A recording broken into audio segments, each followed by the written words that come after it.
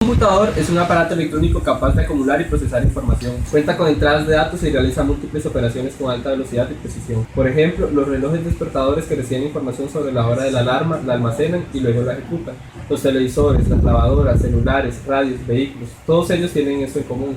Sin embargo, hablaremos específicamente de los computadores más reconocidos, las computadoras personales, como la computadora de su casa o la computadora personal. Las computadoras surgen durante la Segunda Guerra Mundial como una necesidad, pero no es hasta la década de los 50 que IBM comienza a construir estos aparatos en gran cantidad. Por aquellos días, las computadoras eran de difícil adquisición.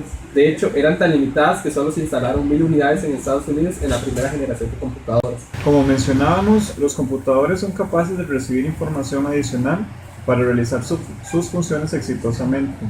Además, estos deben transmitir la información procesada al usuario para que sea funcional. Para suplir estas dos necesidades es necesaria la existencia de periféricos en el computador. Los periféricos de entrada son todos aquellos dispositivos externos al computador que permiten el envío de datos hacia el computador, ya sea por medio de cables o vía inalámbrica. Mientras que los periféricos de salida son capaces de enviar los datos una vez procesados hacia afuera del computador. Periféricos de entrada son el ratón, el teclado, el escáner o joysticks.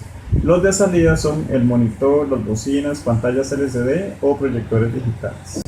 Una parte muy importante en la estructura de una computadora es la tarjeta madre, también conocida como placa madre o principal, así como esta que vemos acá. Esta constituye una placa a la cual se conectan los componentes de la computadora. El procesador está restringido a instrucciones de bajo nivel, como operaciones aritméticas y lógicas simples, tales como suma, resta, multiplicación, división, lógica binaria y acceso de memoria. Las tarjetas madres tienen varios componentes, entre ellos como los que veremos a continuación. Están los puertos PS2, que sirven para conectar el teclado o el ratón, que son como estos que vemos acá. Están los puertos serie, los puertos paralelos, como estos de acá, los puertos USB, estos de aquí abajo, conectores RJ45 para conectarse a una red inalámbrica, como este de aquí, y conectores VGA, que son para conectar el display del monitor de la computadora, que es como este que tenemos aquí. Dado que la principal función de la tarjeta madre es la conectividad entre dispositivos, algo que se debe considerar siempre es el factor forma de la placa. Este describe las características mínimas que se deben satisfacer para que se pueda integrar una placa con el resto de la computadora. Estas características son: forma de la placa base, cuadrada o rectangular; dimensiones físicas exactas, ya sea ancho y largo; posición de los anclajes, es decir, las coordenadas donde están los tornillos; las áreas donde se sitúan ciertos componentes como las ranuras de expansión y los conectores para teclado, ratón y USB. Otro factor es la forma física del conector y cantidad de cables de la fuente de alimentación. En un computador podemos encontrar 4 tipos diferentes de memorias: la memoria RAM, esta que pueden ver por acá; la memoria ROM, la memoria SRAM o caché, y la memoria virtual o de swap.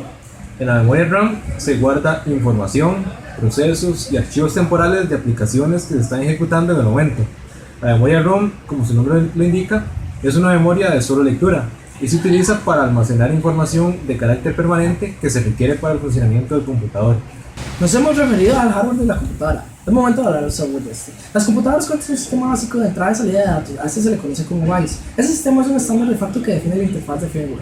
El software BIOS es instalado dentro de la computadora personal y es el primer programa que se ejecuta cuando se enciende la computadora.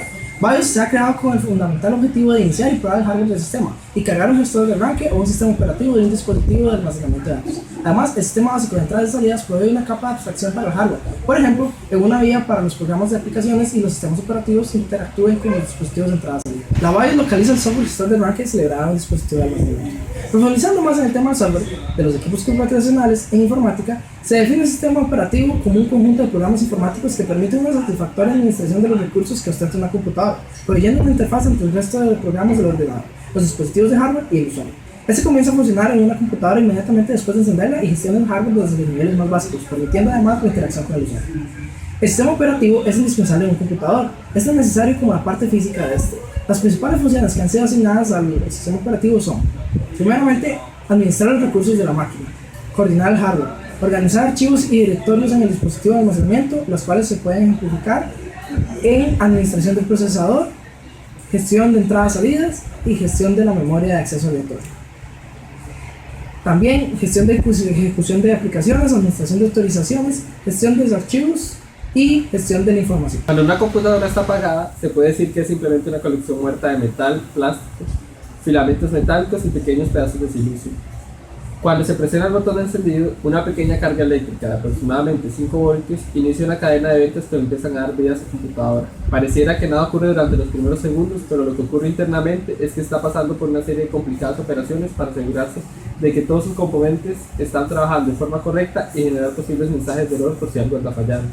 Posteriormente, entra el sistema operativo a realizar aquellas tareas más complicadas que el código de arranque no puede manejar, como por ejemplo hacer que el hardware de la computadora interactúe con el software. Sin embargo, antes de que el sistema operativo empiece a hacer su papel, la computadora debe verificar de que la CPU y la memoria estén funcionando adecuadamente. Este es el trabajo del POST. Básicamente se puede resumir en los siguientes pasos. Si usted enciende su PC, una señal eléctrica sigue una vía programada hacia la CPU para limpiar los datos residuales en los registros internos de memoria del chip. La señal inicializa con una dirección específica un registro de la CPU denominado el contador de programas. En este caso, la dirección es el comienzo de un programa de arranque almacenado en la dirección F000 en un conjunto de chips que contienen el BIOS. La CPU usa la dirección para encontrar e invocar el programa de arranque del ROM BIOS, que a su vez llama a una serie de verificaciones del sistema, conocidas como autoverificaciones de encendido o POST. Primero, la CPU se revisa a sí misma y al programa del POST, leyendo el código de varias posiciones y comparándola con un registro idéntico permanente. La CPU envía una señal sobre el bus del sistema, el circuito que conecta a todos los componentes entre sí para asegurarse de que todos estén funcionando. En las PCs viejas que contienen un núcleo de lenguaje de programación BASIC en ROM, esa sección de código se revisa mientras la CPU verifica el temporizador del sistema, que es responsable de asegurarse de que las operaciones de la computadora funcionen en forma ordenada y sincronizada. El procedimiento del POST evalúa la memoria contenida en la tarjeta de video y las señales de video que controlan la pantalla. Luego, hace que el BIOS de la tarjeta se codifique como una parte del BIOS general del sistema y de la configuración de memoria. Es en este punto que usted verá por primera vez que algo aparece en el monitor de su computadora. Ahora, ¿qué son buses? Bueno, como lo pueden ver acá, un bus es un sistema digital que transfiere datos entre los componentes de una computadora y entre varias computadoras. Está formado por cables o pistas en un circuito impreso, dispositivos pasivos como resistores y capacitores, además de circuitos integrados. Y ahora, ¿cuántos tipos hay?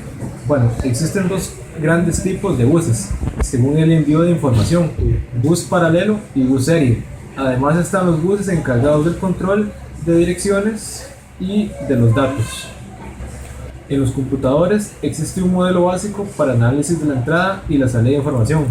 Tenemos entrada, proceso y salida. Las interrupciones son señales que alteran el funcionamiento normal del CPU. Esto es, el CPU se libera del tiempo de espera por eventos, proveyendo un control para las entradas externas. El control de DMA toma control del CPU para realizar transferencias de datos entre el periférico y la memoria principal del sistema, no permitiendo las interrupciones una vez que se inicia la transferencia de datos por medio del DMA. El acceso directo a la memoria es la capacidad que ofrecen los computadores para permitir enviar datos directamente desde el periférico a su memoria en la tarjeta madre. Los computadores se comunican con los periféricos mediante protocolos de comunicación, los cuales permiten la estandarización en la industria para el desarrollo de periféricos para estas máquinas. Existen dos formas de comunicación de las computadoras con sus periféricos. Primero, la comunicación serie, que se presentan aquellos dispositivos periféricos en los que no se pueden manejar más de un bit de datos en un instante de tiempo dado, mediante un solo cable, y generalmente son muy lentos, como por ejemplo los módems. La segunda forma es la comunicación paralela. Se transfiere más de un bit de datos en un instante de tiempo. Es una comunicación rápida, pero requiere de muchos cables y se utiliza en distancias cortas, como por ejemplo los controladores DMA. Ahora bien, la transmisión síncrona envía un bit de inicio y otro de parada por cada dato agrupado. Así, los datos en bloques son llamados frames. Existen unos programas desarrollados por los fabricantes de los periféricos, los cuales controlan su funcionamiento, comúnmente llamados drivers. Estos son utilizados por un sistema operativo cada vez que el usuario lo necesita. El sistema operativo se adapta a cada uno de los diferentes periféricos y utiliza los drivers con el fin del eficiente manejo.